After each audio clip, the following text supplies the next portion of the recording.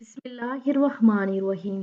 Zainab TV की तरफ से मैं आप लोगों के साथ रसूलुल्लाह सल्लल्लाहु अलैहि वसल्लम का बहुत ही प्यारा फरमान शेयर करने जा रही हूँ कि हमेशा बावजू रहने की बरकत।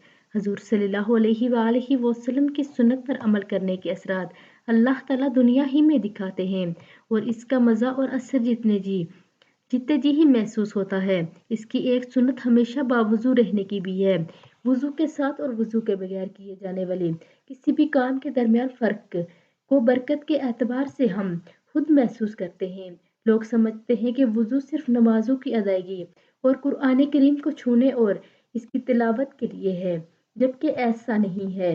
हर काम बावुज़ू करना चाहिए और दिन भर मुसलमानों को बावुज़ू रहने की कोशिश करनी चाहिए। हजूर सल्लल्लाहु अलैहि वसल्लम ने इरशाद फरमाया कि एक दिन अपने महबूब हज़रत बिलाल हबशी रज़ी अल्लाह तआला अन्हो से पूछा कि ए बिलाल, ये बताओ तो सही, आखिर तुम क्या अमल करते हो कि मैंने तुमको जन्नत में अपने से आगे चलते देखा।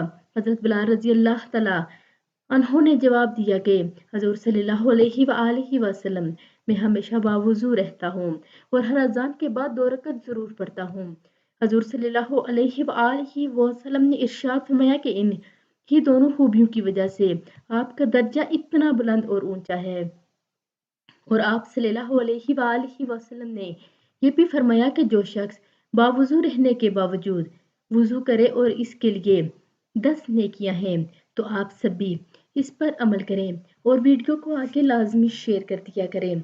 और आखिर में याद दुहानी कि चैनल को ज़रूर सब्सक्राइब करें। जज़ाकल्लाह खैर।